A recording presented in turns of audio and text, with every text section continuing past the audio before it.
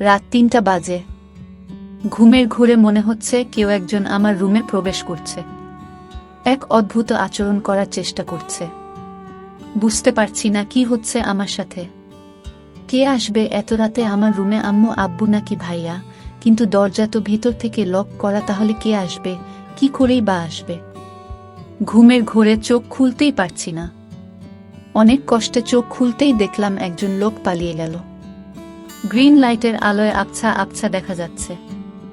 ভয়ে চিৎকার করতে মন চাইছে, কিন্তু আমি মনে মনে ভাবলাম এই লোককে তাকে আমার হাতে নাতে ধরতে হবে। তারপর একদিন আমি ঘুমের ভান করে শুয়েছিলাম। এই রহস্য জানার জন্য আসলে আমার ঘরে কে আসে এত রাতে এবং আমার সাথে কি করতে চায় এটা আমার জানতে হবে। আর তাই এই রহস্য জানার জন্য আমি একদিন ঘুমের ভান করে শুয়ে রইলাম। তারপর আমার সাথে যা ঘটল এবং যাকে দেখতে পেলাম তা দেখে আমি জ্ঞান হারিয়ে ফেলি। তো বন্ধুরা, গল্পটি শুরু করার আগে আপনি যদি আমার এই ছোট্ট চ্যানেলটি নতুন দর্শক হয়ে থাকেন তাহলে চ্যানেলটি সাবস্ক্রাইব করে আমাদের সাথে থাকবেন। সকালে দরজা খোলার শব্দে ঘুম ভাঙল ঋতিকা এখনো উঠিসনি? কটা বাজে? কলেজ যাবি না? উঠে গিয়ে দরজা খুলে দিলাম। আম্মু আমার দিকে চেয়ে বলল, তোর কপালে কি হয়েছে? এরকম ফুলে আছে কেন? তখনই কপালে হাত দিতেই ব্যথা অনুভব করলাম। কালকে ঘটনাগুলো মনে পড়লেই গলা শুকিয়ে গেল। বুঝতে পারলাম না স্বপ্ন নাকি সত্যি ছিল, কিন্তু এতটা ভুল হবে? কে লোকটা ছিল? এরপর কি হলো কিছুই তো মনে নেই। না কিছুই ভাবতে পারছি না।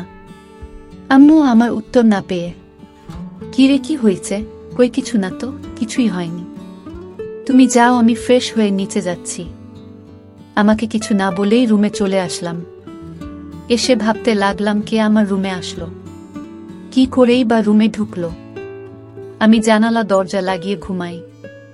নিজেই নিজেকে প্রশ্ন করতে লাগলাম। মনের ভিতর হাজারো প্রশ্ন, কোনো কিছুই মাথায় ঢুকছে না। ভাবতে ভাবতে ফ্রেশ হয়ে এলাম। রুমাল দিয়ে মুখ মুছে আয়নার দিকে তাকাতেই দেখলাম মুখটা অনেকটাই ফুলে গেছে। হঠাৎ ড্রেসিং টেবিলের সামনে একটা কাগজ চোখে পড়ল। কাগজটা নিয়ে পড়তে লাগলাম। এটা ছিল তোমার শাস্তি, আমাকে কষ্ট দেওয়ার শাস্তি, আমার থেকে দূরে থাকার শাস্তি। এই 3টা মাস আমি ঘুমাতে পারিনি। তুমি আমাকে ঘুমাতে দাওনি।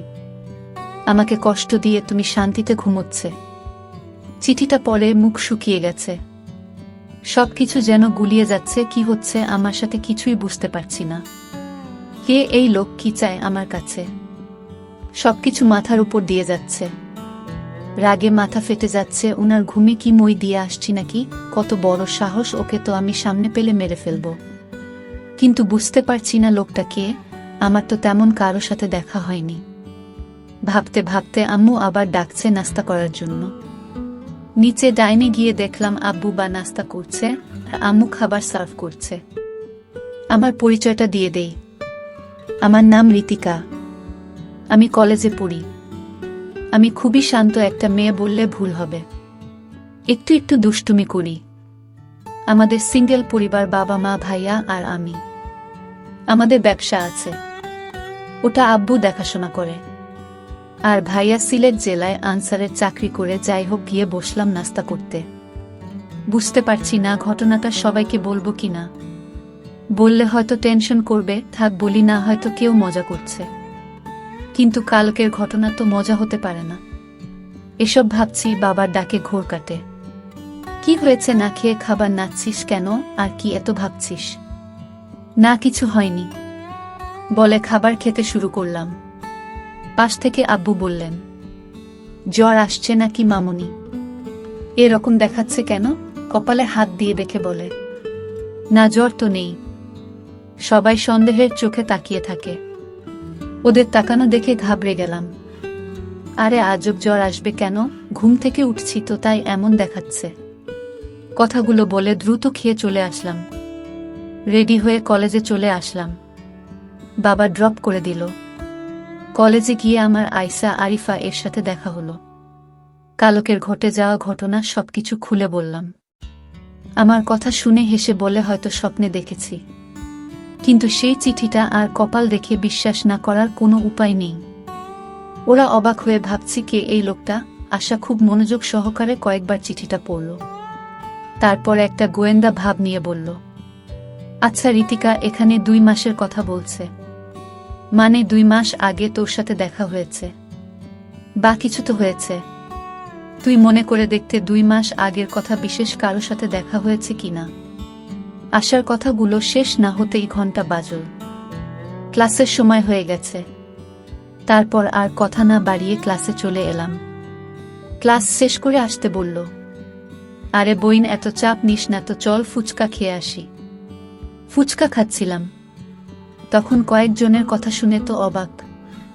কারণ কাল যে ছেলেটা আমাদের রিগিং করছিল, সে নাকি হসপিটালে কে যেন মেরে হাত পা ভেঙে দিয়েছে। আসলে ছেলেটা আমাদের সিনিয়র ছিল শুনে মনে মনে খুব খুশি হলাম। তারপর ফুচকা খেয়ে রিফা আয়সা ওদের বাসায় চলে গেল আর বলল এত চিন্তা না করতে। আমিও বাসায় রওনা দিলাম। ইদানিং আমার মনে হলো কেউ যেন আমাকে ফলো করছে, কিন্তু তাকালে কাউকে দেখি না। সেদিনের পর থেকে ভয়ে দরজা আটকে ঘুমায়। এভাবে 2 দিন কেটে যায়।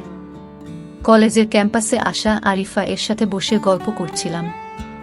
তখন আমাদের সিনিয়র জিহাদ ভাইয়া এসে আমার পাশে বসে বললেন, এই গার্লস কেমন আছো? আমরা হেসে প্রতি উত্তরে বললাম, ভালো ভাইয়া। তারপর টুকটাক অনেক কথাই হলো। আমরা অনেক সময় বসে গল্প করলাম। ভাইয়া অনেক মজা এবং খুবই ভালো একজন মানুষ, দেখতে খুবই সুন্দর। কলেজের অনেক মেয়ে লাইন দিয়ে পড়ে আছে ভাইয়ের পিছে, কিন্তু ভাইয়া কাউকে পাত্তা দেন না।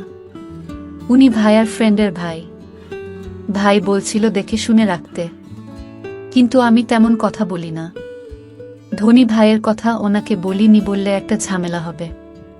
আমি ঝামেলা পছন্দ করি না। তারপর ওনার সাথে কথা বলতে বলতে আমি উঠে বললাম, তোমরা কথা বলো, আমি একটু আসছি বলে চলে আসলাম। রুটি খেয়ে চলে আসতে যাব, তখন কেউ একজন এসে আমায় বলল। লোকটা খুব রেগে বলল, তোমার সাহস কি করে হয় তুমি ওই ছেলের সাথে হেসে হেসে কথা বলো? আমি কিছুই বুঝতে পারলাম না। বললাম, আমি যার সাথে ইচ্ছা তার সাথে কথা বলবো। আপনার কি সমস্যা? আপনি কে বলেন? সাহস তো কন্যা শুন। লোকটার মুখে মাস্ক পরা খুবই চেনা চেনা লাগছে, কিন্তু লোকটাকে চেনার কোনো উপায় নেই। লোকটি বলতে লাগলো, কেন ভয় পাচ্ছে কেন? অনেক কষ্টে তোমায় খুঁজে পেয়েছি, আর হারাতে দেব না। না, কথা শুনে ভয় করছে, আবার রাগও লাগছে। আপনি এখানেও চলে আসছেন আমাকে মারতে। তার মানে সেদিন রাতে আপনি আমার রুমে এসেছিলেন আমাকে মারতে। তো না মেরে আমার সাথে দুর্ব্যবহার করার সাহস হয় কি করে হলো? বজ্জাত ছেলে। মেয়েদের দেখলেই কথা বলতে মন চায়। আর করবেন নাই বা কেন? মানুষকে মেরে ফেলাই তো আপনার কাজ, এটা আর কি এমন বিষয়? তো মেরে ফেলেন আমাকে এখনই। শাহিন, এভাবে কিছু করার তো কোনো মানে হয় না। চোখ বন্ধ করে কথাগুলো একদমে বলে ফেললাম। চোখ খুলতেই উনার চোখের দিকে তাকিয়ে আতঙ্কে উঠলাম। রাতে আমার রুমে এই লোক যায়, কিন্তু তাকে ঠিক চিনা যাচ্ছে না। কিন্তু এই লোকটিকে চেনার জন্য আমি প্রতিদিন রাতে ঘুমে ভান করে শুয়ে থাকি, কিন্তু ইদানিং আসে না। আপনাদের 2 মাস আগে কিছু কথা শেয়ার করেনি, তা না হলে আপনার কিছুই বুঝবেন না। 2 মাস আগে কলেজ স্ট্রিটে 2 দিনের জন্য সিলেট গিয়েছিলাম। ওখানে গিয়ে প্রথম দিন ভালোই কাটে, কিন্তু বিপত্তি ঘটল দ্বিতীয় দিন। সবাই পাহাড় ঘুরে ঘুরে দেখছে, আমি সারিফা আমার গল্প করছি আর ঘুরছি।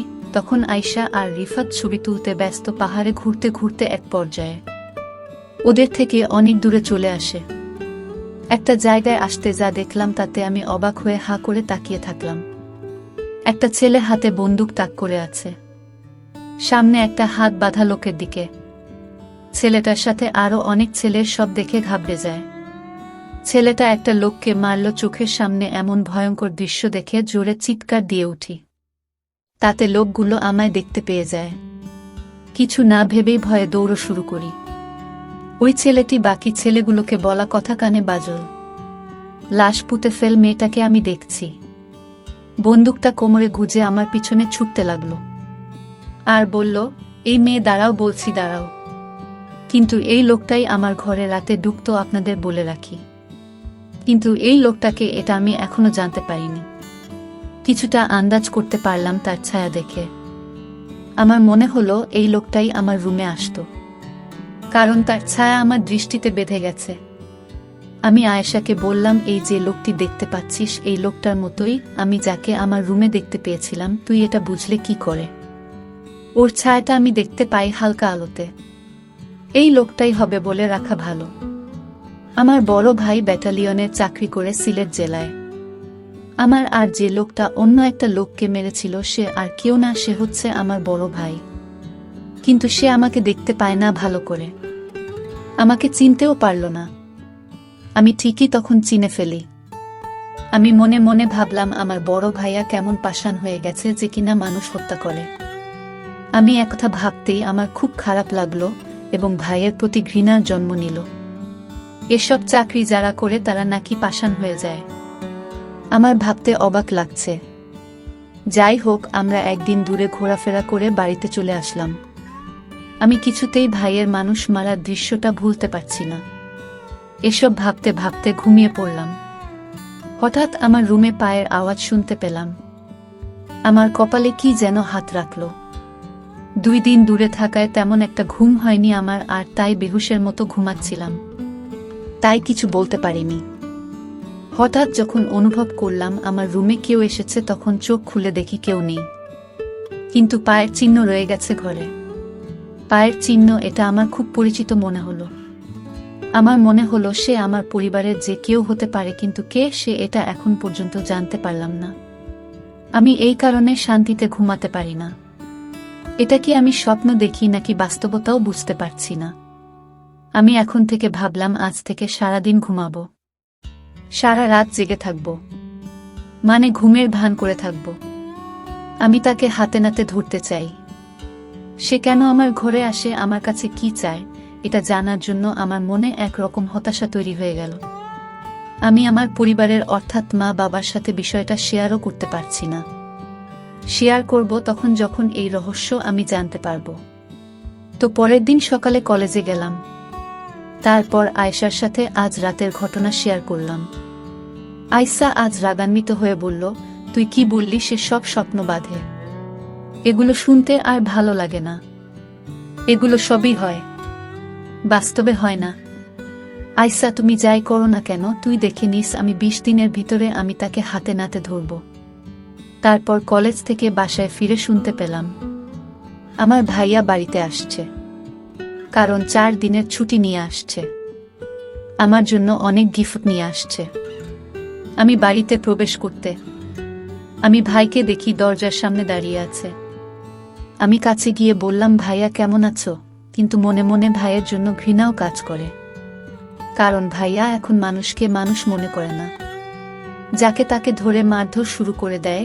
এটা তো আমি দূরে গিয়ে দেখতে পেলাম, কিন্তু ভাইয়ের শরীরের একটা পারফিউমের গন্ধ পেলাম। আমার রুমে রাতে যে আসতো তখন একই পারফিউমের গন্ধ পেলাম। আমার যেন ভাইয়াকে সন্দেহ হতে লাগলো। কিন্তু ভাইয়া আমার ঘরে কেন আসবে? আবারও মনকে প্রস্তুত করলাম, রাতে ঘুমাবো না, আমি ঘুমের ভান করে থাকবো, দেখব কে আসে আমার রুমে এবং কি চায় সে। ঠিক মতো আজও ঘুমের ভান করে শুয়ে রইলাম। রাত তখন প্রায় 2টা বাজে। তখন আমার রুমের জানালা দিয়ে আমার ঘরে প্রবেশ করল।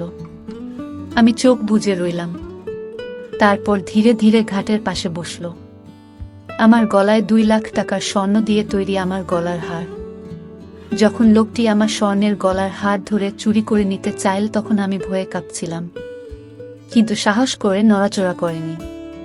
তখন লোকটি হাতটা টান দিয়েছে পকেটে নীল, আর তখনই আমি তার সাথে ধরে চলতে লাগলাম চোর চোর। কিন্তু সে আমার মুখ চেপে ধরল। তারপর লোকটার মুখের দিকে তাকিয়ে দেখি সে আর কেউ না, সে আমার বড় ভাই তুহিন।